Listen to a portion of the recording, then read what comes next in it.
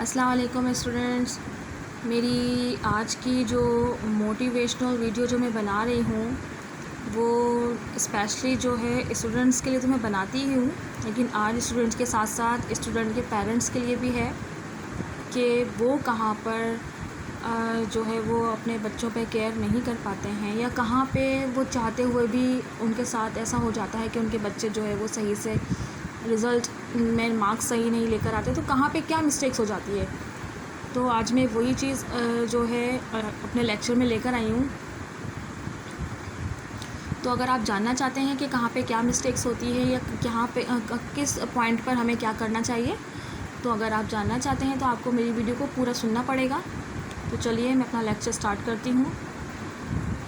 अक्सर हमने सुना होगा कि स्टूडेंट जो है, जो बिल्कुल कमज़ोर स्टूडेंट भी होते हैं या वीक स्टूडेंट भी होते हैं, तो एग्ज़ाम के दौरान जो है वो भी खूब पढ़ते हैं, दिन रात पढ़ते रहते हैं कि एग्ज़ाम है 9-9 10-10 घंटे पढ़ते हैं। इतनी मेहनत करने के बावजूद भी जो है वो एग्ज़ाम में उनके मार्क्स कम आते हैं।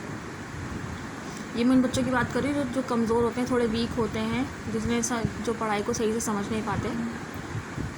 तो पेरेंट्स यहाँ पर कहते हैं कि हमारे बच्चे ने तो बहुत मेहनत की है, बहुत पढ़ा है, बहुत याद किया है, हर वक्त कॉपी किताब लेके बैठा ही रहता था, मगर फिर भी पता नहीं क्यों मार्क्स कम आए।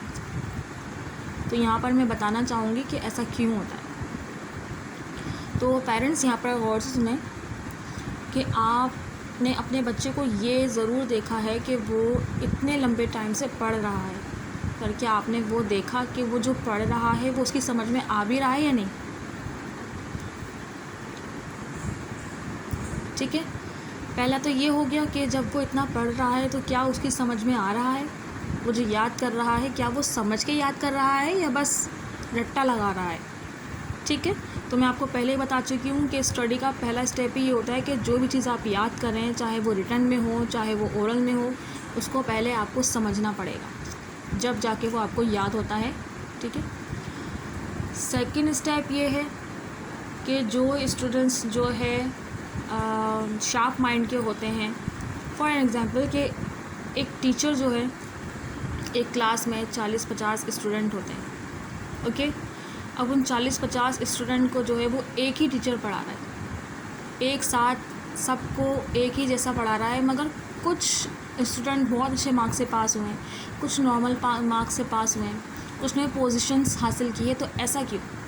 टीचर तो एक ही है और उसने सबको पढ़ाया भी सेम है, तो ऐसा क्यों है? तो यहाँ पर रीज़न ये होता है कि जो बच्चे फ़र्स्ट सेकंड पोजीशन वाले आते हैं या जिनके मार्क्स अच्छे आते हैं, वो अपने टीचर्स को समझते हैं। उनका टीचर्स उनको क्या समझा रहा है, किस तरीके से समझा रहा है, वो उस पॉइंट को कैच करते हैं।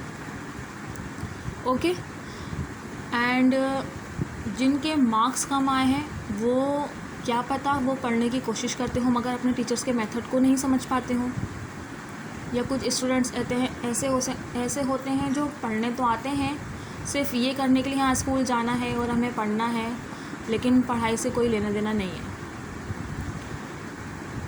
अब टीचर्स ऐसे पॉइंट पर क्या करते हैंगे? अब जिन पेरेंट्स को लगता है कि हमारे बच्चे ने बहुत मेहनत की है और टीचर्स ने जो है मार्क्स कम दिए हैं, तो पेरेंट्स जो है वो टीचर के पास जाते हैं, उनसे कंप्लेन करते हैं कि हमारे बच्चे ने बहुत मेहनत की है और आपने तो इतने कम मार्क्स दिए हैं या जो भी है। तो यहाँ पर जो टीचर्स का बनता है कि टीचर्स फिर क्या करता है कि बच्चे को ब्लेम करता है कि आपके बच्चे ने जो है वो सही से नहीं पढ़ा, सही से याद नहीं किया, इसलिए इसके मार्क्स कम आए। तो बिल्कुल ठीक है यहाँ पे एक चीज़ कि बच्चे ने जो है वो सही से याद नहीं किया होगा, सही से पढ़ा नहीं होगा, सही से समझा नहीं होगा, जब भी मार्क्स कम आए। वरना अगर ऐसी बात होती तो अदर स्टूडेंट्स जो उसी क्लास में हैं उनके मार्क्स क्यों अच्छे आए, उनमें से कुछ स्टूडेंट ने पोजीशंस क्यों हासिल कर ली। तो यहाँ पर स्टूडेंट्स और टीचर दोनों जब मिलके काम करते हैं ना, जब जाके बच्चे के मार्क्स और टीचर की कामयाबी हासिल होती है। अब यहाँ पर वो कैसे? हर स्टूडेंट जो है वो एक ही माइंड का नहीं होता, हर स्टूडेंट एक माइंड का नहीं होता, कोई शार्प माइंड का होता है, कोई कमज़ोर माइंड का होता है। तो शार्प माइंड वाले के मुकाबले में एक कमज़ोर माइंड वाले बच्चे को ज़्यादा मेहनत की ज़रूरत पड़ती है, मगर ये चीज़ टीचर्स नहीं करते। आई एम सॉरी, मैं हर टीचर्स की बात नहीं कर रही। बहुत सारे टीचर्स ऐसे होते हैं जो अपने स्टूडेंट्स को बहुत अच्छी तरीके से समझते हैं, लेकिन कुछ टीचर्स ऐसे होते हैं जो ऐसा नहीं करते। अगर आप 10% किसी शार्प माइंड के बच्चे को दे रहे हैं तो तकरीबन 30 से 40% आपको कमज़ोर माइंड वाले को अपना टाइम देना पड़ेगा। अब ये पॉसिबिलिटी तो स्कूल में बहुत कम होती है। बहुत कम टीचर्स जो है वो स्कूल जब आके पढ़ाते हैं तो वो इसे अपनी ड्यूटी से ज़्यादा अपना फ़र्ज़ समझते हैं। बहुत कम होते हैं जो इसे फ़र्ज़ समझते हैं और ये कहते हैं कि हम जिस मकसद के लिए आए हैं, हमें बच्चों को पढ़ाना है, वो मकसद नहीं करते। जस्ट एज़ अ ड्यूटी समझ के आधा घंटा बस क्लास में आए और आके पढ़ा के चले गए। अब बच्चे की समझ में आए या नहीं आए, इस बात से उन्हें फ़र्क नहीं पड़ता। तो हर टीचर ऐसा नहीं है, बट कुछ टीचर्स ऐसे हैं।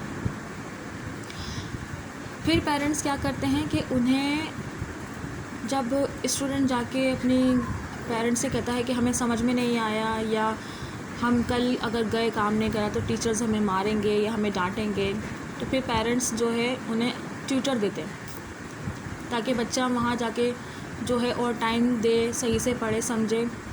लेकिन कुछ जो वीक स्टूडेंट्स होते हैं वो तब भी कुछ नहीं कर पाते।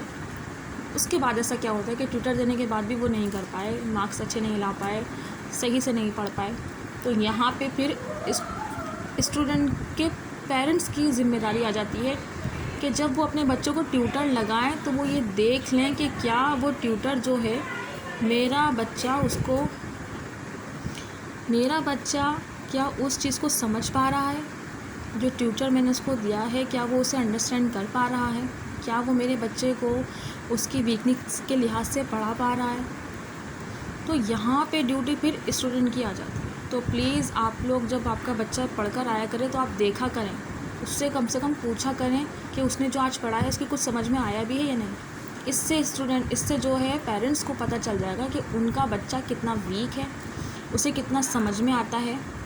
और अगर ऐसा होता है कि स्कूल्स के अलावा ट्यूटर में भी वो नहीं समझ पा रहा, तो आप फिर उसके लिए एक ऐसा ट्यूटर ढूंढें जो इसे अपनी ड्यूटी नहीं समझे, इस चीज़ को अपना फ़र्ज़ समझे कि मुझे इस बच्चे को निखारना है, इस बच्चे को स्टडी में संवारना है। जब मैं स्कूल लाइफ में स्कूल टीचिंग करती थी, अभी जस्ट मैं होम ट्यूटर हूँ, तो हमारे स्कूल के प्रिंसिपल ने मुझसे एक बात कही थी और इस बात को 13-14 साल हो चुके हैं और मुझे आज तक वो बात याद है।